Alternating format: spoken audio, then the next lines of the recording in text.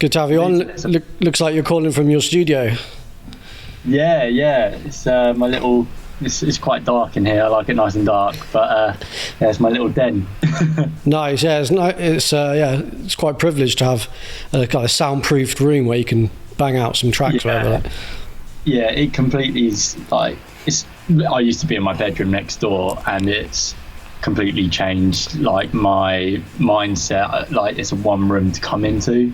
Yeah, that's it. Yeah, that's it. Yeah. What's the area you're in? Your designated podcast area? Yeah, I've set it up kind of hopefully in the future have like face-to-face kind of interview of thing going on. But this is kind of the living room, so I've set it up. Bit kind of comfortable. So I've got a bit of my own mixing studio as well, and that's just upstairs. We're in like an open plan flat, but I've got like a desk with it all set up there, and it's open. It's interesting though because it's open plan, so you would have thought like you get all this like reverberation everywhere. Yeah, and you do, but apparently, like the bigger the space, the better it is for sound as well. You know, like churches, apparently, it's the reason why they're so big. So, should record your reverb room. Yeah, exactly. I mean, actually, they've been doing quite a few raves in churches recently. I know, like No Art Boys, and there's this one in London, and what's it called? Like the Church or something. I know it sounds good in those places. I mean, yeah, I've been to one church. Halo in Bournemouth. Okay, yeah.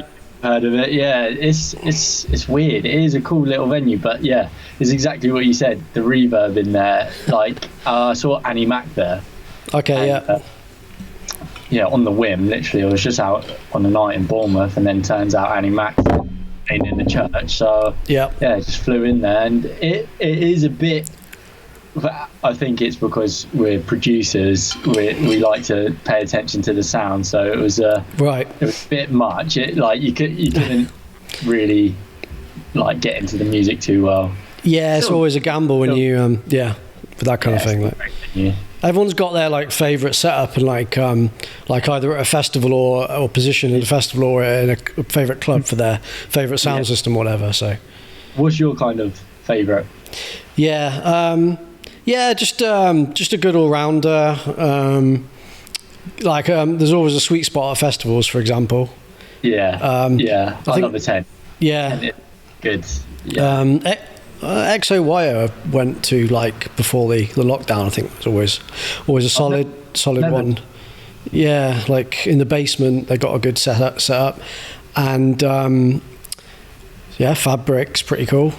Still haven't been there either. Yeah. It's quite ludicrous of me, but one to check off as well. Yeah, there's so many, man, aren't there? And there's like they keep opening new ones all over the place. So but also closing down some, aren't they? So yeah, I know. Just keep an eye. I mean, I don't think we're going to be able to save because they're all doing their fund me campaigns, aren't they? I don't know if we're going to be able to save all of them, but I guess it's like places like Printworks, they came out from like when the newspaper shut down or moved offices or whatever. So it just happens like that, right? Yeah, I've been Printworks like 5 times. It is so sick. It's like just nice. Yeah, it feels like you're in an old school warehouse kind of rave. Yeah, it's brilliant. Yeah, it's quite addictive as well, isn't it? Because each show feels quite special there, definitely. Yeah, it's like a whole full lineup. Production's great, and it's just it's just with Printworks you're going to get a good night. That's it. I think so. Like the popular nights, you have to get in there on the tickets quite quick. Because they don't like kind of do repeat nights. Like maybe every year the same DJ will come back, but it's very rare. It's like a recurring residency, isn't it? Saw like Bicep Live. I didn't see them there, sorry, but I just watched a stream the other day. That was cool, right? And they did. That's quality. They did. Some of their classics, and it was really cool to see it live. I don't know. Yeah. I haven't checked out their new album yet. Have you? I think I have actually. Yeah, I think they went a bit old school on it from what I remember checking out on it. I think they did some break stuff on there. Yeah, They do their own sound completely. They've got it on lock, haven't they? Yeah. I mean, yeah, they do experiment. Like a couple of us guys who kind of do a few different areas. Yeah. So that's cool. But yeah, I think there was some acid stuff they were doing as well. But yeah. Yeah. I just heard that Apricots. Obviously, everyone's been smashing that tune, but the goosebumps it gives me every time. And right. Yeah. The rave, we need it. Yeah. Need that tune on there.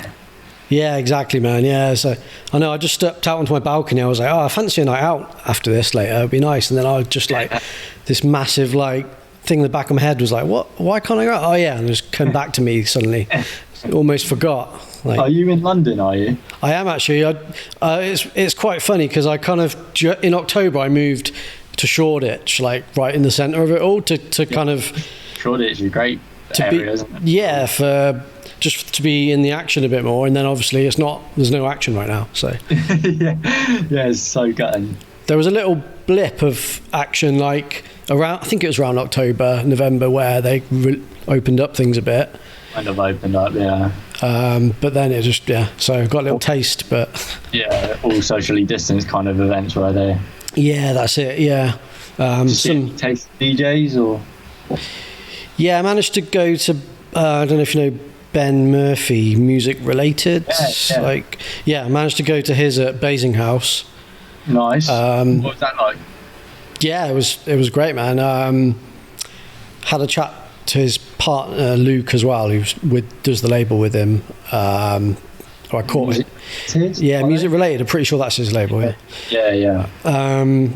Caught Luke before they played or whatever, which was quite cool. But it was quite low key. And when you're asking how was it, do you mean like the lockdown kind of thing, like? Was it like tables or? Yeah, so it's tables, and then it kind of mixed, and there's like they got a good like outdoor area, so you can kind of go out there anyway and all that. That's sweet. Yeah, he's been popping off recently, hasn't he? He's been like getting some serious. Serious following. Yeah, he actually got COVID as well, but he's okay now, I think. So. Yeah. Yeah, he got quite ill with it apparently. Yeah, I saw his updates, but wished him well, and now he's all good. Yeah. So I have to tune in, see what he's up to. Yeah. But it's cool doing these casual chats, man. It's that's kind of the way I'm running them, and it's just like really nice to be able to talk to like people like ourselves in the like in the music and stuff like that. Yeah, exactly that. It's like not a lot of people are doing this, and I love that you decided to take the plunge and do it. Yeah, I think. It's like partly for my own sanity, and then also like it's just good like talk about like our upcoming stuff and promo, and then just general chat really. To be honest, I've been watching like Chris Lyberg and like Dubfire doing their DJs with Beers chat. You should check it out on Facebook if you haven't. DJs with Beers. Yeah, it's really cool, man. And they just like get on. I think Carl Cox came on there recently, and then they just get on. They all know each other because a lot of them go back quite far, and they just chat about the industry, and it's great, man. You get loads of insights and kind of. I didn't realise that was going on, but yeah, they're still doing it as well. I wasn't sure because I think they're number 34 or something now, but wasn't sure if they'd carry it on. But they seem to be loving it. They're doing it like every week, and they're getting all these different beers on. Half of them are German, so they're into their beer. Smashing the beer. Yeah, that's it. Like people are having to find different avenues to like, get their music out, or talk to their fans because there's no gigs. So I do like what everyone's doing, like just adapting, and it's much funner, I think. Like the kind of content coming in, it's like it's nice, it's good. Yeah, I think so, man. It's obviously like people are getting to produce more, hopefully, because they're not maybe wiping out their weekends from going to play out. Obviously, probably still working or whatever, but then they've got more time with certain things, and like get a regular audience if they do like a regular stream, like weekly stream or whatever. Have you been doing any streams or watching any streams? I did a couple of streams. I haven't got anything regular set up. I'm kind of like Yeah, I find it tough to like crate dig enough tracks per just the way I approach it with my with my sets to like design a set I'd be happy with to do like once a week, but no, I'm trying to do one once a month. It's not really, I might go back to live stream, but I'm just putting one up on SoundCloud at the moment. Yeah, that's kind of the same. I've been seeing, I was banging out your like disco kind of most recent set earlier, so that was good. I've kind of been playing a lot more disco due to last year. I had a gig booked in London with these guys, Inbound, like they were start-up event. Obviously everything happened, didn't do the gig, but when there was a kind of lockdown easing, we all met up and in Pirate Studios and recorded loads of sets, and I met the guys and they were quality, and they're all about disco house, so as I've been doing some streams for them, so that's why I've been smashing so much disco. Okay, yeah, you got inspired. Yeah. It's like I'm making a bit of hit disco here and there, but it's a tough genre to make because a lot of it is live. Like, I try and be original, otherwise you're just making disco edits, which I have been, admittedly. But there's a lot. Yeah, I mean, there's a lot to. It's like resampling and all that kind of stuff. Yeah, exactly that. Do you mean like all the the live instruments and like the drum kits and stuff like that? Like the strings, big strings, and you know that. Could have been recorded in a massive studio. So it's hard to replicate it sometimes. It's an interest as a producer myself. Yeah, it's like as soon as when you start diving into like a certain style, it's really interesting trying to like figure out how others have kind of done it while getting your own sound. Is cool. It's cool when you deep dive. It's like it is actually possible, but it takes a while, doesn't it, to like figure it out, kind of thing. Yeah, it's trial and error, really. How I've kind of been picking up stuff with disco is so I would get a sample in, kind of making a disco hit, but I kind of start layering my own melodies, my own synths on top of it, so that kind of gets you into like a good headspace of like what sounds work with these melodies, and then hopefully you can then start bringing out the sample because you've got filled it up so much with your own stuff. Okay, that's kind of my approach at the moment with disco. That's interesting. Definitely. I like to start a session. I'll probably put on a new Spotify playlist maybe I've put together with some current stuff I've been listening to that's inspiring, and then for like 10-15 minutes, and then I'll like start my Ableton live session and start playing around. Like 15-minute listening session. Kind of like that. That's probably how I start it. And then open a template and for a project, as in for an album, if I'm working on one, working on like a deep one right now. But and then that kind of gets me into the mood. So that's cool. It's interesting hearing everyone else's kind of ways of doing it. So mine varies a lot. Sometimes I'm just ticking over, pressing buttons, putting a sample in here, there, and just seeing what happens. Something, and then like it might not spark up. It might just be a 8-bar loop and nothing comes of it. But then there's one time where you just 3 days, bam, whole track done. So I definitely think it's like that. I try and not force it anymore because I know, sometimes it just doesn't work. No, it's interesting. I think as long as you're just trying something every session, then and also like that one you mentioned, like you do a loop, you're not quite happy with it, and then you can always come back to it, and then sometimes something sparks, doesn't it? So I kind of flick in between everything. Like tracks, I just do like 10 minutes on the track, 10 minutes on the track. Then one will turn from 10 minutes to an hour, so like one just takes off, you know what I mean? I think it's you got to trial and error, but like as long as I'm kind of trying opening the project and working on it, and you can like definitely go a bit nuts working on the same track for too long, so you kind of like it gets a bit boring, so that's how you know the track's like not worth it. I love turning on the track like a few days later that I've been working on, and you get fresh kind of ears on it straight away, man. It's quite cool. Yeah. So you got to break it sometimes, break it up. Yeah, like, and I'll always do like a 1 minute clip of whatever I'm working on. Every time I finish the session, I'll put it on SoundCloud, and then I've got like every version, and I can just go back and see how it's evolved, or like, or I'll listen. Yeah, and then so like a few days later, I'll open up SoundCloud, look at what stuff I saved, and be like, which project should I dive into today, kind of thing. Really? That's quite. Does that take up a room on your laptop? Yeah, so I'm putting it on SoundCloud. Right. Oh yeah. Yeah, it's just like 1 minute MP3. So yeah, it does take some space, but yeah. I put it all on OneDrive these days anyway, like Microsoft OneDrive, just backup or whatever. But I did have a mentor, like producer mentor, for a couple of years, and it's one of the things he kind of showed me. So. Oh yeah, who was that? Yeah, I'd met him through just some day job work I was doing, and Tom Lukowski, and he just so happened he was he's into like kind of the deeper side of house, and he just impressed me with the quality of what he was doing, and I just knew, like, from other areas I was interested in life, sometimes like a mentor can be quite useful, kind of like. So. Yeah, it's kind of funny. I've just started mentoring I just finished mentoring with Iglesias. Okay, yeah. I think I heard. Yeah, he was doing some coaching, and honestly, I wish I did it 3 years ago, because it's changed my whole game personally.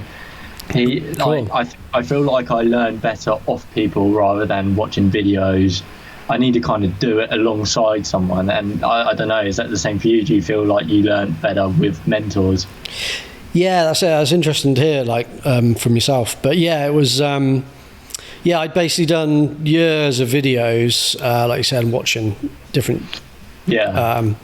And I had kind of all this information, but I didn't really have, for some reason, like in my music kind of side of things, I'd not like my day job career. I'd not like what's the word? Gone like a route and put in like a foundation or anything. I'd just taken everything and chucked it in, all this knowledge. But it wasn't. I had some of the knowledge was kind of not quite right. Yeah. Music stuff I'm talking about, so I put it all together, and it was kind of off a bit, and I wasn't happy with how my progress or even my output.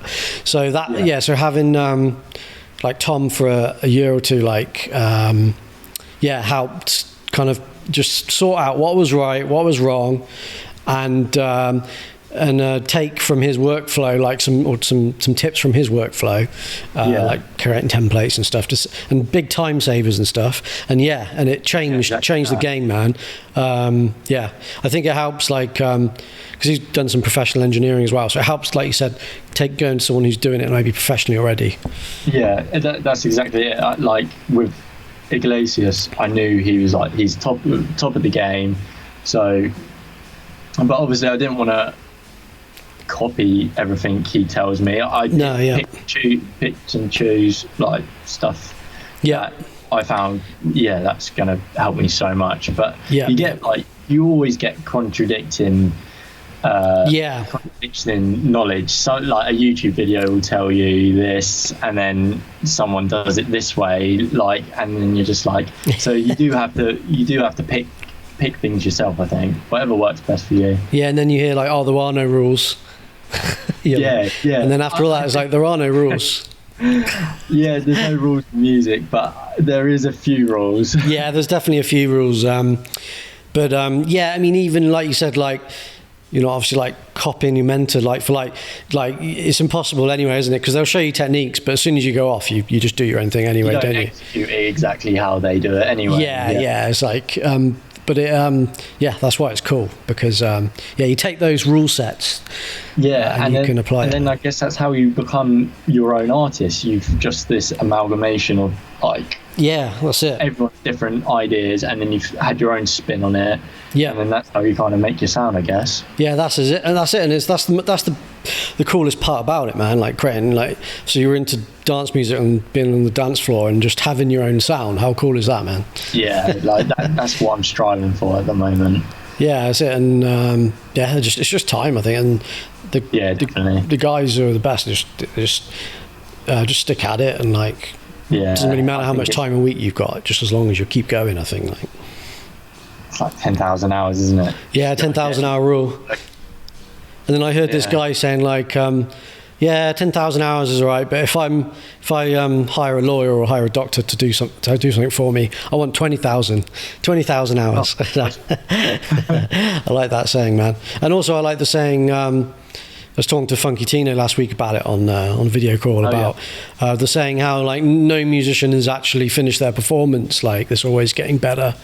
And like exactly. when you see them on the stage, like whatever they're doing, they're developing it right in front of you there and then, man. So it's just it's crazy. So and you read the newspaper reviews of an artist, and they'll be like, if they're a new artist, they'll be like, they're still the review will be like, they're still developing their sound, and then a year later they'll be like, they're coming across, they've put together everything now, it's what they're trying to do is working better.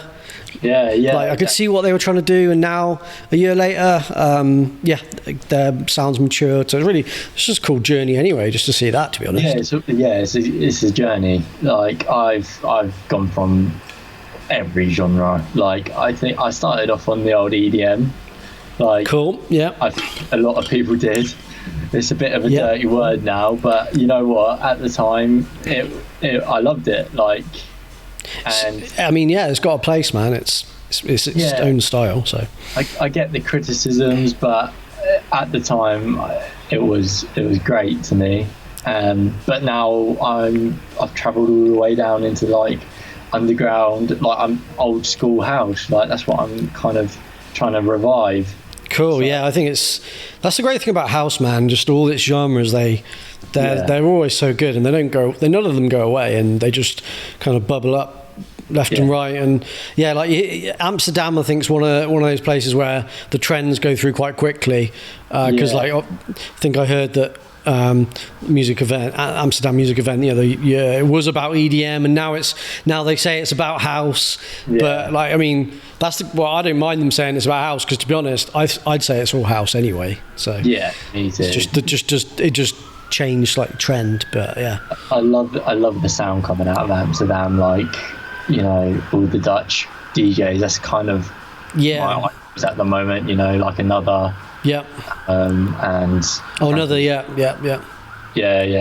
just that with them, I'm hearing the old school vibes brought in to the new. Yeah, exactly. That's exactly the sound, and their parties look like they go off. Yeah. So, I mean, I need to hang out in Amsterdam more after this lockdown. I might even try and live there for a bit, because there's a reason the parties are going off, because and I have been there like a few times, but the vibe there, people are just always up for a party. So it's like, basically, from what I can tell, is you can test your music so much. That's why you get a lot of artists coming out from there, like Afrojack from the Dirty Dutch EDM kind of thing, because from what I heard from his story, he just threw a party, and then when the club finished, wherever he was finished, the whole crowd would just follow him to the next venue, wherever that was. Wow. And because they're just really up for it, the Dutch, and I think it just rubs off on whoever's living there at the time. Like, even if you're not Dutch, the Dutch just rub off on the city, the vibe, and there's just people up for a party like all the time. So like a bit like Miami, I guess, and a few of those other capitals, and London's the same, but I think it's quite special at Amsterdam. What's going on? Yeah, London's a bit of a different vibe, but like Amsterdam, Berlin, as well, but when I was there, it was like everyone goes, you know, to the main area where you're smoking weed, this, that. But we like met some locals, and we were like, where's good to kind of go out, like, you know, clubbing. And they good to get a local tip. Let's ask around. Told us this little square, and it was like a square of club, and it was rammed, and it was just the Dutch. Like, apparently, not a lot of the tourists who go to Amsterdam know about it. What's the square called, man? Can you remember? Club Square, like. No. But it was a square in the city, was it? I'll check it out. Of all, like, the canals. Okay, now, and it is quite a bit of a walk, but and they just loved it. It was like I loved the people there. They were awesome, man. So unique. So I'd love to go to Amsterdam again and even stay there. And make music there. I think that's why it is. Because and you're like, so obviously you start networking with people who are making similar music and parties or whatever, and that'll help the game as well, right? So So London's cool though. Yeah, it's got you get quite a lot of high end kind of. I've been to quite a few more high end stuff, but then you got the great like warehousey things like over Hackney Wick Way, like Oval Space. Oh really? Like I've not heard of that myself. It's quite warehousey. Like Graham Farm was telling me one about all the way over in Deptford the other month when I'm trying to remember that. Can't remember the name of it, but yeah. And like, there was a little warehouse. The venue over there, and then obviously like the O2's got some stuff around there, like 338 and stuff. 338. I've been there, to be fair. They ram that out a bit, but it's a good vibe. Cool, yeah. Because I haven't checked it out yet. I've been to like one's near there, but it's like it's outdoors. They got outdoor space, right? And then it's quite a big outdoor space. I had tickets for something, I think, and then obviously postponed or whatever. Yeah, I had tickets for like Solid Grooves in last April, and it was the first time I could have saw another like. Nice choice, man. Solid Grooves, man. And then it didn't go ahead. I was gutted. Yeah, and. Well, I was getting tickets still up to like 6 months ago, and trying to book an event as well. I think you were going to get involved with it with me. Oh yeah. But I'm just kind of like now. I'm kind of like don't blame the guys who like need it like for their full-time income. I've still got my day job at the moment, but just trying to rebook it. But I just got like tired of rebooking it, man. So I left it for now. And even the venues kind of came to me saying I got to wait as well. So so I just kind of held off on all that. Yeah, it's just not the time, unfortunately, is it? Yeah. But luckily for us producers and DJs, like we can focus on that for now. Yeah, so what have you kind of been doing with your time? Have you been mad in the studio? I have, man. Yeah, I mean, last couple of years I've been kind of on a similar journey to yourself by the sounds of it, regards to like finding a style. Exactly. Yeah. Definitely settling around the minimal deep house side. Yeah. And because I definitely heard a couple of like minimally tracks from yourself, like deeply minimally, so I thought that was cool. Yeah. Although like loving some of your disco-y stuff as well, but made a few notes on that. Oh yeah, your Gimme Love the deep vocal vibes on the Gimme Love track. Yeah, that was just another one on the whim, like with the deep stuff. Just keeps flowing, that track, man. You just want that. I just want those chords playing just constantly. That's awesome. Yeah, well, that's it with the deep stuff. It's all about chords for me and the kind of sound design. And again, it's like it just allows me to layer so many different things over. And I love the drums, like deep house drums, you know. Mm-hmm. I checked out a couple of your tracks from like last year, were they? Yeah, I haven't actually released much, but I've done like a few like cheeky edits on some indie like 4/4. They like do 4/4 beat stuff, but they're these guys, but they're not like house tracks. And then I kind of added something in. That might be what have you heard? Yeah. Oh, it's unique, isn't it? It's like it's not your standard sample. Yeah, I thought that was cool, and so that's been cool. But so I've been playing with that like when I can, and I've been hanging out on soundbetter.com, where you can actually hire like independent vocalists for projects, and that's really cool. That's write that down. Yeah, soundbetter.com. And I've been hanging on there, and I mean you can go to the highest end of like people have done, like the singer on from Odessa's on there, for example. Oh, really? So you can go high end. You can go any price range, but all the quality seems to be pretty damn good. Obviously, if you go with a less experienced singer, I found like there are hurdles there. But yeah, they're willing to work with you, whether you want to work on a concept They'll help you write the lyrics. You can write the lyrics, or they'll help you write the lyrics, or like you can work for a concept with them, work on that. Maybe you write the top line in where you like write a melody and they'll sing on top of it. So yeah, that's been fun. I've done a couple. I haven't released anything on that yet. I'm just playing around with the style, but I think it's going to be more deep, and definitely could probably do some minimal stuff as well, like some of this. Yeah, some of this, like you said, another earlier, like some more vocally kind of stuff. So yeah, and what I found is though, while I was doing that, like fumbling around trying to find something that like sound I was kind of really happy with, that I could produce an entire album on. If that's what the way I see, I've settled on something that I'm happy to. I could make 12 tracks. Like, is that are you trying for an album? Yeah, I'm gonna do like trying by June. I'll probably do a mixtape with 10 to 12 unreleased. So that's like a target kind of goal, because they always say it's good to have a target goal. And so by June I can probably I'll do a live recording mixtape. You know, like in the hip hop scene, they do a lot of mixtapes where they're like unreleased stuff. They'll do put out a mix to get some like put feelers out and show everyone what my style is. And so that's a goal with that. So what I was saying is, so while I was trying to figure that out, actually I learned a lot of music techniques, and since a year back, my sound has definitely got a lot better just from that. Like, so have you been kind of holding off on the releases? Yeah, you could say that. Like, I did an independent release, and that's out on like Spotify and stuff. But it was like first one, and then I decided I needed a mentor in production, and then I also decided I needed a mentor in marketing or coaching, and that's how I met like Graham at Data Transmission. So he's been helping me on that side, and then I did do a Boost Weapons release on his label.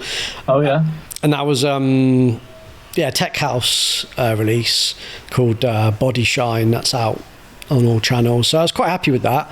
The production side, but yeah, that was when I was still finding my styles. Well, you'll find some deep stuff on my profile now. So what do you think about releasing other styles to kind of what you do you think you should stick with something like in particular, or if you make a disco track, just put it up kind of thing? What do you kind of think? Yeah, no, like, well, the underground fans, I reckon, if they saw like a disco and then like a deep track, they'd probably listen to all of it, because if they like one, they'll like appreciate the production side. But from a marketing point of view, I'm still figuring out the alias thing, whether I should have some more aliases. But I've heard that like, if you're creating too many different styles, you dilute your brand. So you'd because your fans will get confused. They'll or like less underground fans, at least they'll be like, they'll see your name and expect one thing, and they might get put off if they hear something kind of completely different. So I'm kind of playing around with whether I should personally on that take of things, if I should have a couple of aliases. It's so funny, because if you look at like a couple of like a couple of quite a few DJs. It's funny, if you look them up on Discogs, you're like, oh my god, they got like 20 aliases. The big guys I'm talking about, 20 aliases, and you'll be like, oh yeah, I thought I recognised that other name, and you realise they've got a whole other catalogue on some other name. It's crazy. I was thinking of, because again, like, I'm coming up with these disco tunes, and I'm like, it's too much for Kash Karma. So I was thinking of making that separate alias, but it's just more, I don't know whether to focus all on one alias or just get, it's hard to manage. Yeah, definitely talk to a few people about it, and like get some tips. You should you'll figure out like whether you should do that. I mean, it's funny, because some of these guys do seem to manage those kind of things. But you also like diluting your if you did want to have both brands up and running, you've only got so much time to produce, so you're diluting like how much time you're going to spend on perfecting that other sound. So or like you can always put projects on standby or something, I see as well, like you have your Kash Karma on standby and then try something else. But I think as long and these guys, they come back to them, revisit them as well. I don't think there's a completely wrong way about it, as long as you're building up something. Yeah, you've got to do it in the right way, kind of thing. I can't think of any artists exactly right now, but there's definitely artists who only release like a handful of stuff each year, but their fans are like biting at the biting at the chomp, whatever it is, for like the next track, and it doesn't really matter, like they're only releasing like one or two.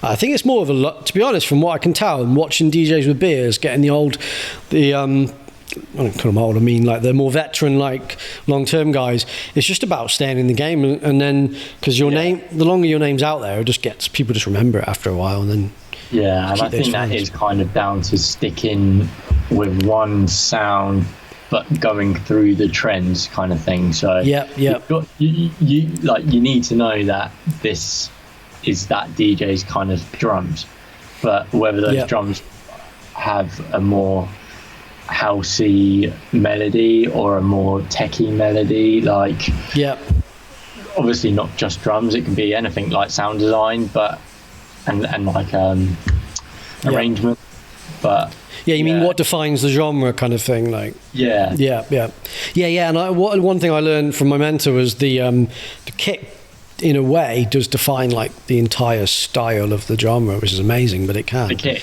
like there's probably quite a few things, but because you start with the kick, like I think I spent like hours like perfecting kicks and learning how to do kicks, but like you do at the beginning, but it can define like for example, in one example, the kick can define like the style, like you get those hard long techno kicks, or the punchy or you get the one with the snare on each other kick, which gives it that like All Day I Dream, like chilled, like Burning Man kind of player chill like kind of style. So so it all defines it. It's quite interesting.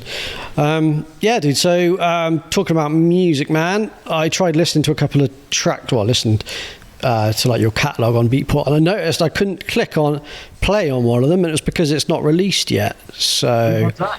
I don't even keep up myself. And it says release. It's funny, they put the release date as in under release column, but it's in the future. It's it's February, I think. You've been listed on that one.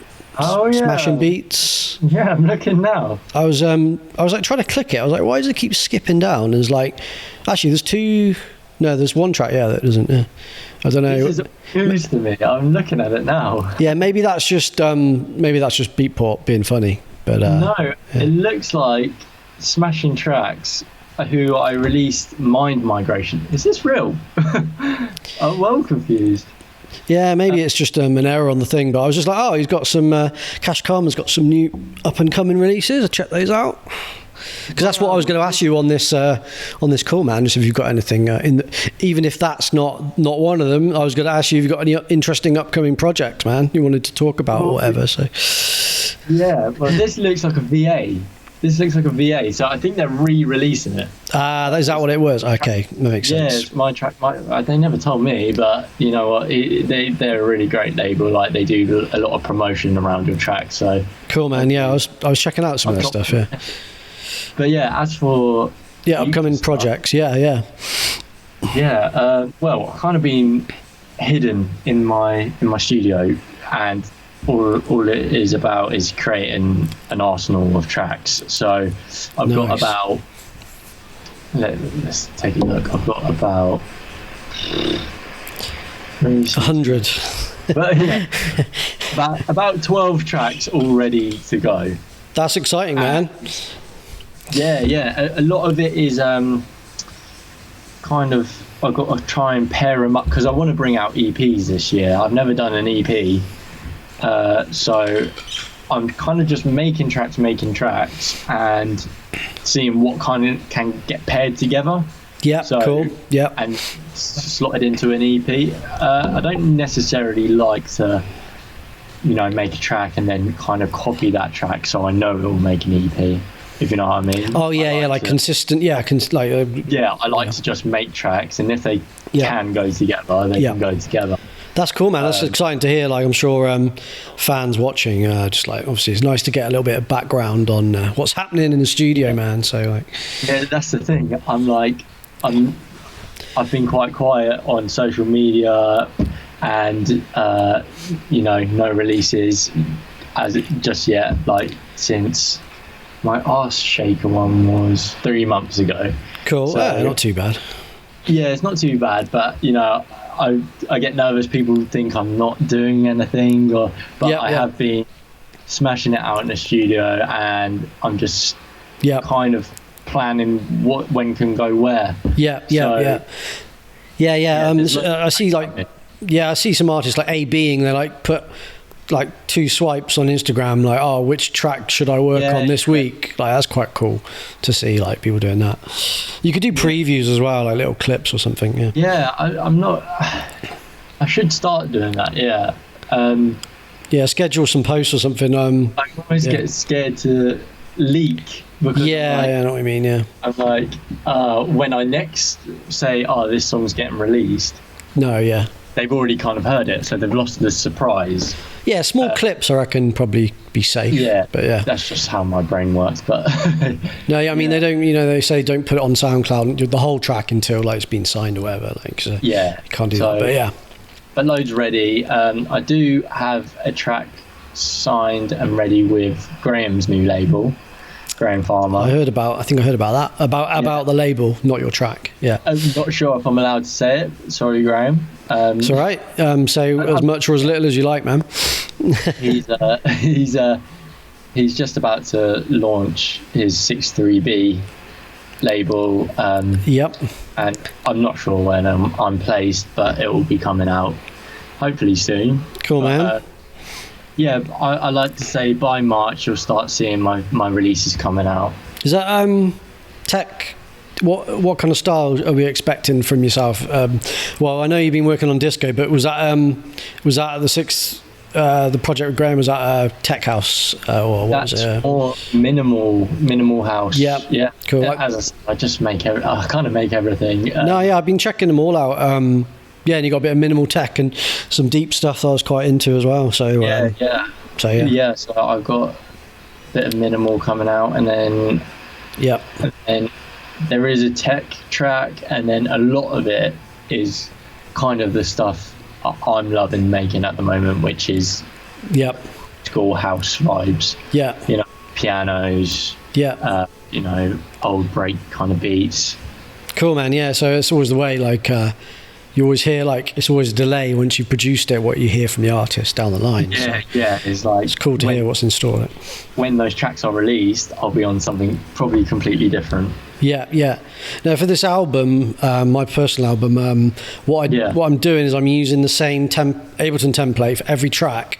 So instead of, like you said, forcing the track to kind of match on the EP, it naturally without force, it naturally does, because all of the presets, the settings, the way I've got my drum machine set up, every track will be coming from that preset, and then I'm hoping, and the way it's compressed and everything, and that way it'll keep consistency and glue it together. But it'll be each kind of its own still, because it'll be a fresh, a fresh template each time still. So so that's the way I've approached it. But that sounds like a good way to actually take it upon myself. A bit of consistency, but so like the EP kind of glues together, but it's unique still, kind of thing. But I like. Do you have like kind of samples at the ready, as in you've got one channel that's got about 10 claps you're ready to pick from, kind of thing? So let's think. So I've got I use Machine as a drum machine. Native, I think it's Native Instruments Machine. I use that, and that is always set up. I'll add different samples, but it'll always be set up regards the channels it's all like on the sound channels, like the way it's the plugins are set up on the channels for all the drums. I use like kick 2 for my kick, and I always kind of create a new kick from scratch from kick 2. 2, is that the one? Oh, I think I'm thinking of Big Kick. Is that the one where you put in a sample and you can kind of shape the kick? It's actually a synth. It's a synth kick, so it synthesizes it live, and you can add up to 3 different clicks on top, or different kicks on top. So anyway, I've been using that, and then I just kind of start from a preset and shape a new kick for each track, because it is nice when you're especially when you're DJing, and then you hear a new kick come in into the new track. It's quite cool. Like, you're like, okay, this is a new track coming in, let's see what this is like. So I do that. What was your question again, man? Your question at the very beginning, I'm trying to remember. Like, what was my approach? Was it like on... Yeah, like the samples and stuff, that was it. Yeah. So I'll have all my channels set up with the same kind of compression and stuff on it, like, or plugins, let's say. Yeah. And I'll have like a bus for the synths, a bus for the kick. What else you got? The bus for machine, and actually I send all the hats to one bus and all the claps to another bus, and then use a glue compressor on each of those buses, so it just keeps it all glued. Glue ready on. Yeah, I have glue comp compressor on that hat channel, because it glues, and we'll glue it together. So, and then you have your hat, and it's normally layer samples, so I'll have like 10 hats maybe hitting each time. Yeah. Do you find yourself layering drums? Yeah, like on the machine I'll have one scene just for hats and one scene just for claps, just to keep it like that. And then what I've been doing is using Loop Cloud, which is, they're probably the best. They probably have got the best app for samples, so it's a sample library. See, I'm Splice, but I've heard good things about Loop Cloud. Yeah, I don't know if I've missed something on Splice, but their app just doesn't allow you to browse. You have to use their website to browse samples, don't you? Or can you browse them on their app? You can download a desktop kind of app, Yeah, I've got what is it, like the little square, like white app, and you can browse it. Because you check out Loop Cloud, because on Loop Cloud it plugs into Ableton.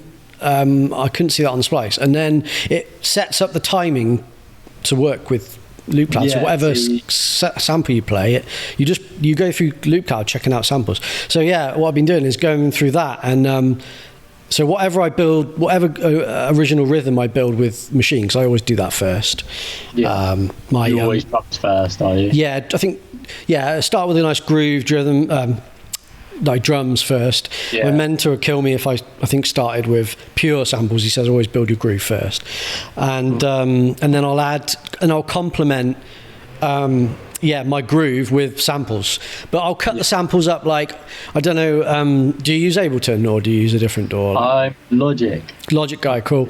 Well, Ableton you could like Ableton, so I'm familiar. Yeah, I've tried them all. I don't know, you've got to choose one, haven't you? I think they're all they've got their own thing. Well, with Ableton you can right click any sample and click you can click slice to MIDI, and it'll slice the beat to drum pads, and then so you can use as much or as little of that sample, which is great. And because it's assigned to drum pads, you can beat out the rhythm. So you're kind of, you're using a sample, but you're using a unique take of that sample. You're right. Into the groove. So to answer to finally answer your question, that's probably how I'm using samples. And I find it really cool, because also like Loop Cloud, like the quality of those packs slaps you in the face sometimes. Like you'll play one of the samples against your current drums, and you're like, fuck, that's way louder than my fucking drums. They sound way better. So in a way, it's actually quite cool, because it's like, it makes you up your game, because they're like already purely mastered those samples. You're already referencing. You're referencing the cream of the crop. Because I always reference an artist, like say if I like a deep track, I'll reference it for my sound, because I want to keep up to the quality that that everyone expects, and that's basically the same thing. It holds you to like a quality. So really enjoying that workflow at the moment, man. Is that working for you nicely? Yeah, that's working for me, and it just adds everything up nicely. So as you go along, or what was that? Do you kind of mix as you go along? What am I doing? I'll be EQing, compressing as I go along. On the master channel, I have nothing on it apart from I use a mid-side EQ just to bring the highs up a little bit, and mids. That's always on. But I assign a key to preview what it would sound like in a master. So I've got a limiter. When I hit that key, a limiter and a compressor comes on hard to replicate what it would sound like if you sent it off to someone to master it. Oh, nice. Just to hear what it would sound like. Preview master, and then I turn that off and then when I'm mixing, I'm just making sure nothing goes over minus, what is it, 3 dB or something. So the mastering engineer, they always say when you send it to the mastering engineer, give them some headroom, like -6 or -3 dB on all your channels. I just get the best master I can just so I can car test it. And then send stuff off over to mastering. That's my next kind of thing on my to-do list. I need to get all these tracks mastered. They're all mixed and ready, just to get their master done. Yeah, that's it. And my mentor spent tons of money on what's the audio suite called? There's like you can outboard like the audio plugins to like a hardware device.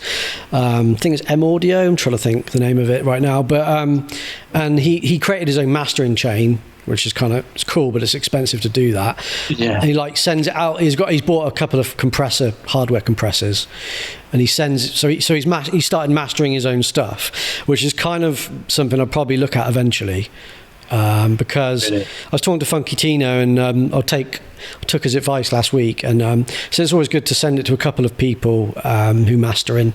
I might have to try out a couple of his guys actually for mastering, just to hear, like, because everyone's got a different take on your sound, haven't they? So yeah, well, I'd love to get those names because I'm stuck for who I should get my tunes mastered with. Yeah, I think you'll get if you talk to a couple of producers, I'll give you a few names as well. Yeah. I've got one from Graham, but I've only been using him at the moment, so I think I might reach out a bit. What was I going to say? Yeah, so that was a good tip I heard as well. Yeah, sounding great at the moment, isn't he? It was really cool, man. Yeah, he's got because that point where he's getting a good release schedule out, and he's flat out with it. He's releasing all the time. I was going to say, I'm going to be putting that interview up soon, so you'll be able to hear like what he said about I'd love to check that the master engineers. But he said labels are kind of approaching, and artists approaching him now, which is where you want to get to. Like that's what you want. Yeah, you want to get to that point where, and I got told, just happened, where you just establish yourself. People like respect your sound, and they want to work with you, and or get you on a remix on their EP or whatever, and.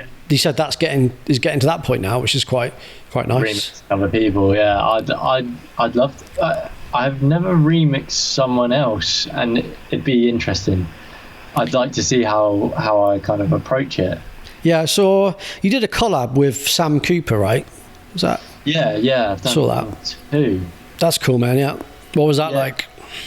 Yeah, he's a good friend of mine. I've known him since like year 8. But it sounds like I find it hard trying to find singers as it is around my area. But Sam was already singing around all of us. He loves to show off his voice. But right, yeah. I had a gathering around my house once, and we were just getting drunk and just impressing everyone. Got on the old piano. Playing a tune, and he started singing, and then we were like, let's get you in the studio, let's do a little song. And inspiration, man. The first one was called Can You Be the One. It's not much vocal right into it. It was more I used that as my uni project. Perfect.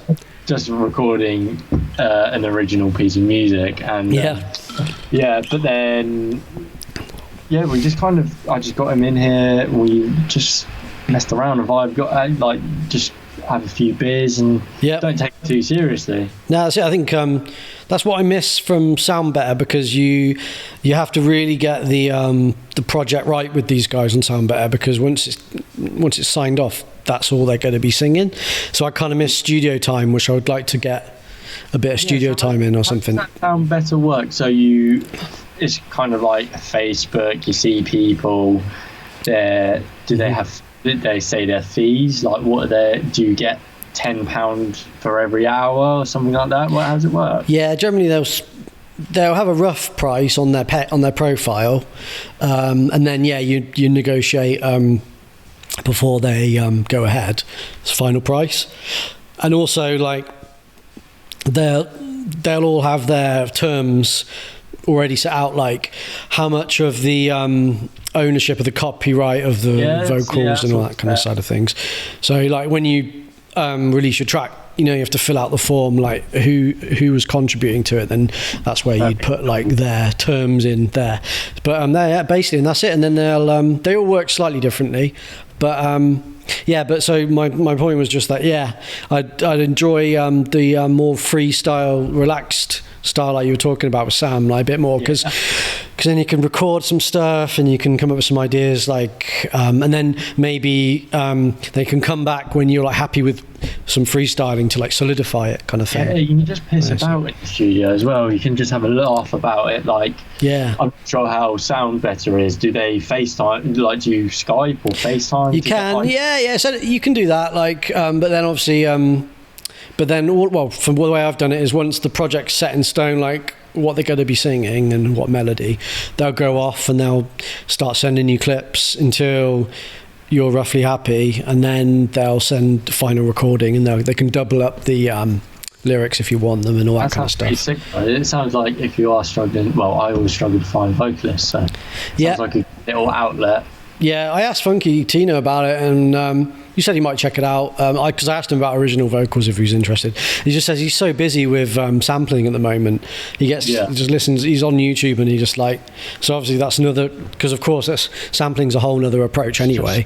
Always breaking when you've made this whole track. It's happened to me many times. Make this whole track, you've got a really bait vocal, and then you get taken down, or the label doesn't want it because they can't get the rights. So. Yeah, it's just hard. Yeah, there is that. Yeah, there's some lines about how far it seems to be lines where how far you can go with that kind of thing. Yeah, so I am kind of trying to strive for original vocals. So it's good to know that. Yeah, it's something to think about.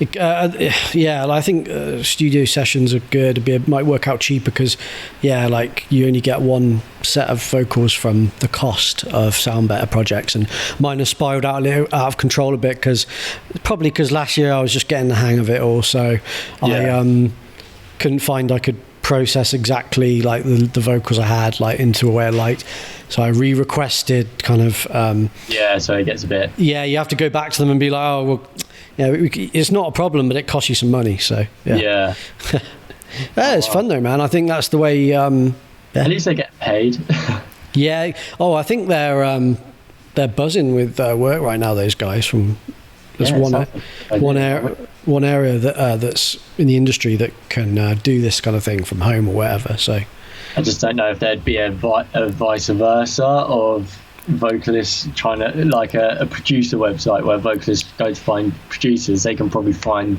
one next door to them. Yeah, exactly. A lot of them have got home setups, man. So I think as well. And there's quite a few in LA, and LA's like a buzzing music scene. Bloody, they probably got like one recording studio around every corner down there, and the engineering's insane. Like the quality of the sound engineers in LA are pretty amazing, like as in consistently. But it's top notch there, when it's like it's top of the game. Yeah, actually, it's not just singers on there. You can find anyone in the music industry. So there's like mastering freelancers and everything, actually. Nice. But just music. But I think if you're after a mastering engineer, not necessarily you in particular, but if anyone's after like a specific thing, it's good to, like we were talking about earlier, ask around of people you're respecting who they're using, because then it helps can keep consistency with the drama a little bit as well, like, or what you're going to get back like a little bit as well. So that's it. So yeah, man, it's I reckon that's been a good chat, Kash. Good hour. It's been an hour, man. It's like, do you watch like the Joe Rogan podcast at all? You listen to him? Mate, every day. Listen to it every day. I think I've done the last 500 episodes. Oh, mate. Big fan over here as well, because I just it's partly inspired this because I love the open format, it's funny because they'll come to and Joe will be like, oh, we've been talking for like 4 hours or something like that. It's crazy. But we should do. I'd say we should do this again sometime, man. I think 100% there. So there's there's always so much to talk about in the industry as well. So some podcasts, music podcasts, that kind of have segments and they have questions a nice chat about it. I like I do a bit of both. I like kind of a few. Always got to have some. It's just nerves. I'm quite like Joe Rogan's quite a chatter. I'm quite a chatter man. I would talk all night about projects and stuff. I didn't know what I would come out with, to be honest. Never really done, but when it's music, it's like, well, it's what we do, man, isn't it? So it's actually talking to someone about music. It's what especially if you're doing it all, like every day. Like there's just so much to talk about in regards to like influences, engineering, what everyone's up to. Exactly. On the scene. I mean, if was there anything else you wanted to promote at all before we wrap up? We haven't got any tracks about to be released, but I am jumping back on the live streams. Awesome. I've got another inbound scheduled for Feb, so just come with some more tunes. Going to be pumping out more disco and house and trying to keep the good vibes going. Cool. That's awesome. Like I said, everyone's going to be looking out like February, March for some stuff from you, and then what are you going to do, like a monthly stream or something? Every other. Every other, man. Yeah, cool. My kind of plan is to do mix, track release. That's kind of the plan. Starting on Feb. So. Cool. Because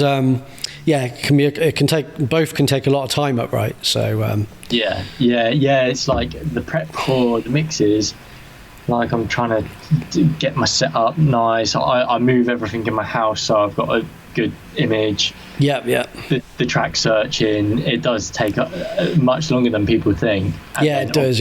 Producing takes as long as it takes, so they don't come all the time. So, quality over quantity, man. Just trying to finish rather than start more. It's all fine, to be honest. Like you got the everyday DJs, like obviously Radio 1 and the Dance Show, Danny Howard and all that stuff. And then there's so many different ways to approach it, but it depends on the project. Like some projects take years, some projects, the live streams take a bit of setup, so they can't come every month for me. So you know what it's like when you you start doing something, it gets quicker, doesn't it? So you have to play it by ear a little bit. Muscle memory. But awesome. Well, great chatting to you, mate. I'm going to I had a great time, mate. It's cool, isn't it? Love the open format and just a bit of normality, man. Just chatting to everybody. I'm getting some more artists over the next couple months. Ideally I'm trying to book someone in every Wednesday night. Nice. So just going to be going up on the YouTube channel. Nice. And I'm share about, mate. I was going to do also I was checking out Twitch because they don't silence the music as much as YouTube. A little bit of music in the background. Well, I was going to do like a live crate digging sessions. That'd be sick. Share my desktop with a browser, and I'll just be like, I love just following up on artists I like on SoundCloud, seeing who they're following them going in the dark hole, man. And then and then you find like artists who are only released on Bandcamp, and then you find loads of new artists on there. And so it's really nuts. Basically what the engine Spotify did or does, it there's a website and it shows you how Spotify does recommendations. There's a website that shows you how it connects with like a visualization. It's nuts, man. Like you click an artist you like, and it'll bang open a map of like all the artists they're connected to. Where it got it from, yeah. And it's kind of like that's what I'll be doing when I'm crate digging. But yeah, that's another thing I was thinking of streaming anyway. So yeah, that'd be sick. Yeah, that's a great idea. But yeah, we'll see. Well, yeah, we'll probably chat again, mate. Yeah, definitely. And find out how you're getting on, basically.